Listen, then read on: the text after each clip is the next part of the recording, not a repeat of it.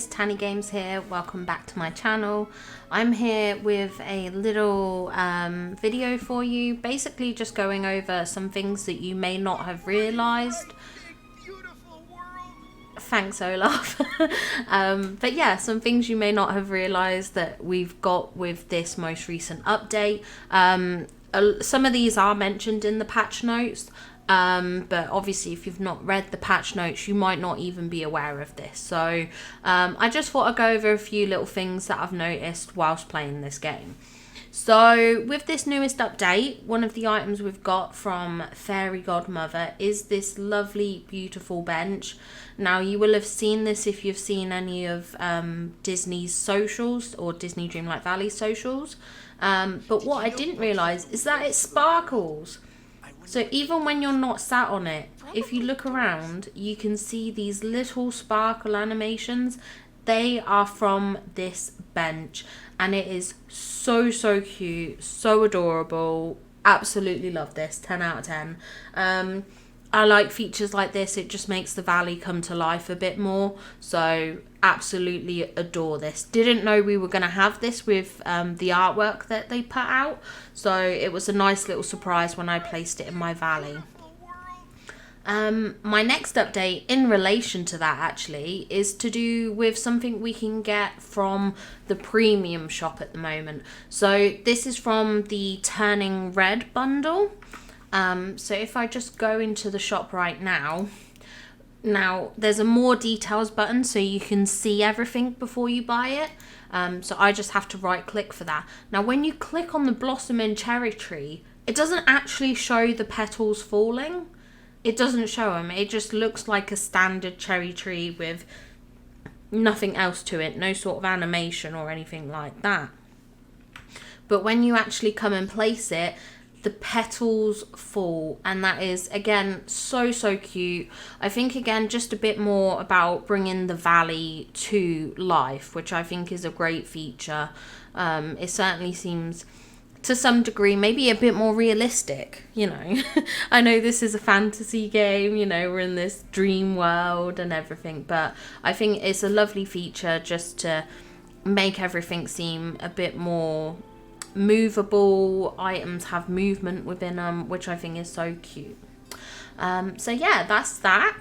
Following on from that actually is to do with the rugs. And so Disney announced that they've got this new Touch of Magic tool.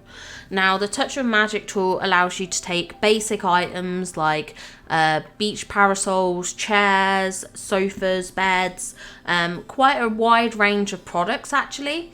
But one of my favourite features is the customizable rugs, which is nice not only just to create your own unique rugs, but it's great for creating outdoor flooring as well. Now, you can't put every item on top of a rug, I'm not going to lie. But you can put some items.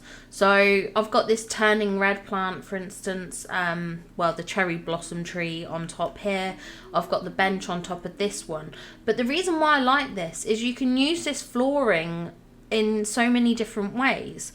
So yes, this is a rug, but this currently looks like decking. This looks like a wooden flooring, a wooden path, which actually I think is great in some ways.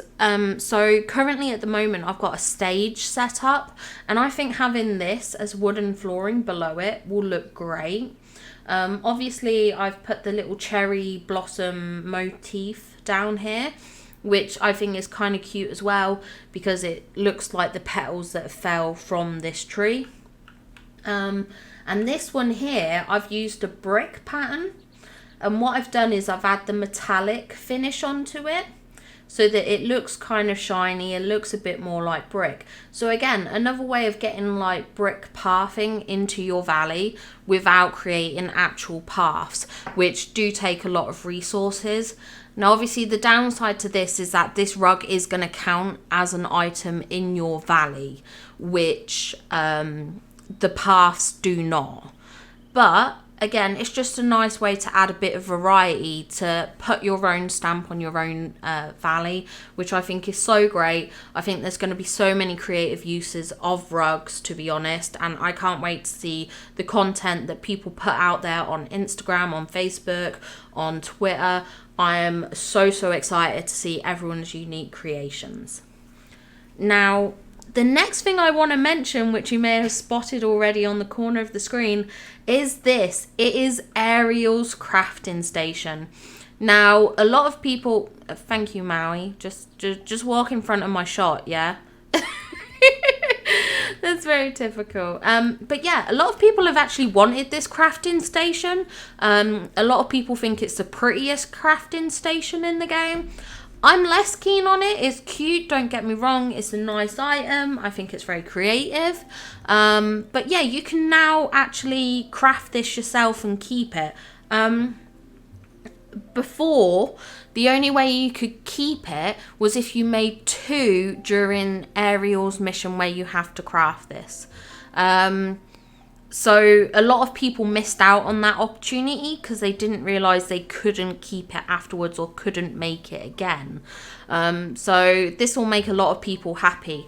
Now, one thing I will say, I've seen a lot of people when I've been watching their streams and everything like that say, oh my god, I've crafted this item and I can't find it. Where is it?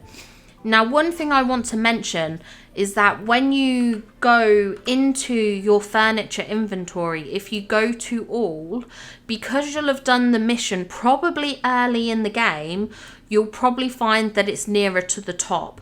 Now, obviously, I haven't got this in my inventory right now because I've already placed it, but it was nearer the top of my inventory because I'd already crafted it once when I first did the mission. So when you're looking for it in your inventory, do not scroll to the bottom. It's not going to be here. It's not going to be here. It will be, I imagine, much higher up. Obviously, it depends at what point you did Ariel's quest lines and things like that. But I expect it to be maybe in the top half of your inventory for finding it. So just a little tip if you are struggling to find it. Don't scroll to the bottom. It's not going to be there. Now, for my next piece of information that you may not have realised in this new update. Hi, Gothel. Thanks for hanging out. If you go to your crafting bench and go into fence and paving, we actually have a new pavement. And it's this one, the sugar cookie pavement. So you make this with candy, which I believe is just any form of sugar that you cook up. And they also have this, the deluxe sugar cookie pavement. Now, I'm not sure if this is meant to be like the bordered version, because as you'll have noticed with the update, they have introduced borders for our paths. But yeah, these are interesting adjustments. They might look nicer when we finally get Vanellope in. Maybe we can do something with her area, decorate her house or something with this. I don't see it being used much in my valley personally, but I think it's cute. I think it's very creative. So an interesting addition, but something else that you may not have noticed. Now, my next... I am going to have a whole video on this, just a little rant video personally, to be honest. But something that I just want to make people aware of, Disney have added borders to the paths in-game now, which I think is a great feature. It's certainly, I think the paths with the borders look 10 times better than what is currently in the game, personally. So yeah, I think it's a lot better. Now, the thing that I want to point out is that these do not mesh. So you'll see here I've got 2 paths and 2 paths with borders, both the same kind. So the brick path and the gold opal path as well. Now, the borders will not add on to your current existing paths, which means you have to remake them all entirely again if you want to add the borders to them, because they do not overlap, they do not mesh, they do not join. So just something for people to be aware of if you do want to add the borders into the game. Don't make the basic path, just make it with the borders, because otherwise it's going to be a waste of a lot of resources. Now for my next point, I'm going to go quiet for a bit.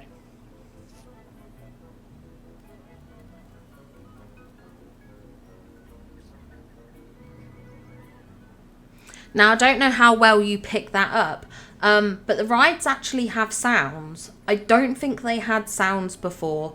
Now, please do correct me if I am wrong, but I don't remember hearing sounds from them before.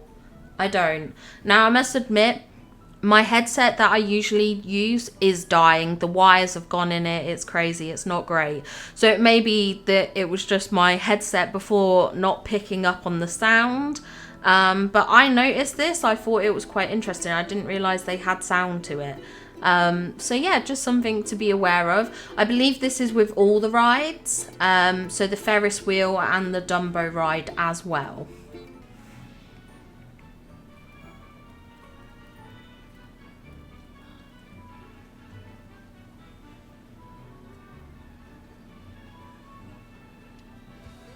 So here we are at the Ferris wheel ride. I hope you picked up on a bit of sound there from that.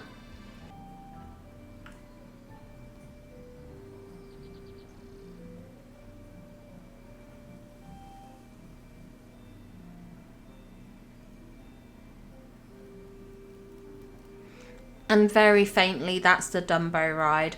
It is all very faint, so you might not have picked up on everything there, but I thought that was really cute, actually. Like I said, it might be a feature that was already there in-game, but I feel like it's new. It's not something I'd noticed before, but like I said, maybe it was a feature already within the game. Now for my next feature, I'm actually here in the Forgotten Lands with this new house skin. So with this update, we have been given the ability to place multiple houses throughout the valley, which I think is lovely. I think it's great because then we can do lots of different themes. One of the reasons why I'd put off buying some of the house skins was because I felt like I would never use them. But being able to, for instance, I've got Eric's boat, so I've put that in the water. We've obviously got the haunted castle here. I will get the purple cottage as well, because I would love to make a little cottagecore area with that. I think that would be very, very cute. But yeah, what I wanted to show you with this was actually what's inside. So each house has its own individual inside, so you can decorate it as you want, which I think was a brilliant choice. What they should have done, I'm glad they chose this route, because it means you can make each house its own unique space. So I absolutely will be decorating this with darker colours, maybe a bit more of a scary vibe. I will at some point move Eric's ship to the shore, so I can decorate his inside with a lot of actually Eric's items. I think personally, like all the nautical themed items, I think that would be amazing. Again, it's not something that I will necessarily see a lot of, but again, it just brings life to the valley. I feel like it really helps complete it, and makes it a really unique setting. Now when you come in, you do get the free rooms to the sides, so the one at the back and such. Now the only thing I would say with this is you can't expand this, so there isn't the option for adding more floors. So when it comes to choosing what you want as your main house in the game, just be aware of that's the one you can add more floors to, and then any extra houses that you place will just have the one floor. So, you know, just be conscious of what you're choosing to decorate, what not, and vice versa. Now for the next bit of information that I do want to give you, we're actually going to go into our menu and we're going to go into settings. Now when we get to settings, we're going to want to go to the help tab. So you might be aware of this because it's where you redeem all your codes and things like that. But what we have in here is our extra object limit. So when you first log into the game, you may be like, where's my increased object limit? Where is that? You actually need to go into the menu and turn it on. So I'm just going to turn it off for a second just so you can see this. And then when you turn it on, it brings up this warning that it can cause issues like crashes and instability if you play on other platforms. So you may be aware that the older PlayStation and Xbox consoles and the Switch are not viable, or they don't have this extra limit available. So there is a workaround in which if you log into the game on a more up-to-date console, so on a PC, on the most recent generation of PlayStation or Xbox, you can turn this feature on, go back to your original console, like the Switch for instance, and you will have the increased object limit. But it's just to be cautious, you could have more issues, you could have more crashes, you could have more instability. So just be aware of that if you are going to increase the items and everything like that, is that you could have this slight downside. So that's just to showcase to you where you go to turn this on and what you need to do. So I'm going to leave it turned on because I'm on PC. Now, my next update, a very small but minor one. The Dream Fizz recipe is now fixed, so you can now create it. But the design of the Dream Fizz has changed. So it's now in this long tall glass instead of the kind of martini glass that it was shown in before. So just a really minor thing. I think it's surprising that they changed that. Maybe they were worried that it looked too much like alcohol, and obviously with it being Disney and child and family friendly, maybe they thought it seemed a bit too mature. I'm not entirely sure, but they have changed its look, its appearance. But you can now finally make this, and there is also one other extra drink which you will make during Fairy Godmother's quests and missions, which is some peppermint tea, which I believe is down here. I'm not very good at the alphabet, so I might be in the wrong place. Sorry, just ignore me. It wasn't in the dessert section. It is here in the beginning section. This is peppermint tea, a new recipe that was added to the game. So we've only had one more recipe added. But I suppose since we haven't had any new food items or anything like that come in, it's understandable that we probably haven't had an increase of the meals. But you will find the recipe for this when you do Fairy Godmother's missions. Now, another thing that you will find as well in the menu, and you may have noticed it if you've gone and harvested it, is that they've added a new tab in the foraging section. This one is for harvesting Dreamlight fruits. So now this is something you can work towards. It doesn't count anything you've harvested prior. So if you are a bit of a completionist like me and you're trying to work your way through these achievements, there is now the Dreamlight fruits to harvest. So just something to be aware of and something you can add to your to-do list. And I think that's it from me today. I hope this helped you out. I hoped it showed you a few of the new little features that you do have in this game that are available to you now. So hopefully it gave you a bit of inspiration. Hopefully it told you about things that you might not realise. If there's anything that you've noticed that has coming new with this update, why not let me know in the comments down below. I'd love to know, I'd love to find out. Disney do love to hide a few little secrets and things like that within their updates. So if there's anything else that you've noticed, do get in touch, let me know, leave a comment, leave a like. And I look forward to hearing from you guys. I always love responding to you in the comments. It's a lot of fun talking to you guys, and it's just nice to interact. So if you did like this video, please do give it a thumbs up. Please do subscribe to the channel. I will be posting more Disney Dreamlight Valley content. And if you want, you can go follow me on Twitch. I do stream on Twitch. So if you want to catch me in a live stream and talk to me real time, you can follow me there, or you can join my Discord. I'll have a link in the description below.